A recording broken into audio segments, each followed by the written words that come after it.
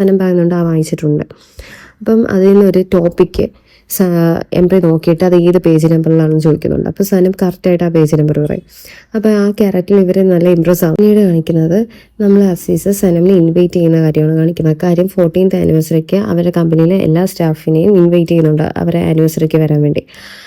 അങ്ങനെ അതിന് ഇൻവിറ്റേഷൻ കഴിഞ്ഞ ശേഷം സനവും ലൈലയും താങ്ക് യു ഒക്കെ പറഞ്ഞിട്ട് പോകുന്ന സീനാണ് പിന്നീട് കാണിക്കുന്നത്. പിന്നീട് നമ്മൾ കാണുന്നത് ക്യാനിൻ്റെ ഓഫീസിലോട്ട് വരുന്ന എൻട്രിയാണ്. ക്യാൻ ഓഫീസിൽ വന്നിട്ട് അസീസും ബ്രദർ എൻട്രി ആയിട്ടൊക്കെ കുറച്ച് സംസാരിച്ചതിന് ശേഷം അസീസ് ക്യാൻ്റെ അടുത്ത് മാത്രമായിട്ട് സംസാരിക്കുന്നുണ്ട്. നമ്മളെ കമ്പനിയിലെ സീക്രട്സ് ഒക്കെ ലീക്ക് ആവുന്നുണ്ട്, നമ്മളെ കമ്പനിയിലെ ഏതോ സ്റ്റാഫാണ് പുറത്ത് ലീക്ക് ആക്കുന്നത്, അങ്ങനെ കുറച്ച് സംശയങ്ങളൊക്കെ അവർ തമ്മിൽ അങ്ങനെ സംസാരിക്കുന്നുണ്ട്. പിന്നീട് അതിനുശേഷം കാണിക്കുന്നത് സനമിലെ ലൈലയാണ്. അവർ 14th ആനിവേഴ്സറിക്ക് പോകുന്ന കാര്യങ്ങളെക്കുറിച്ചൊക്കെയാണ് സംസാരിക്കുന്നത്. ആ സീനിൽ പിന്നീടുള്ള സീനിൽ അങ്ങനെയാണ്. പിന്നെ അവിടുത്തെ കൊളീഗിനെയൊക്കെ പരിചയപ്പെടുത്തി കൊടുക്കുന്നുണ്ട് ലൈല സനമിന്. ഈ സീനൊക്കെ വെച്ചിട്ടാണ് ലാസ്റ്റ് തീർക്കുന്നത്.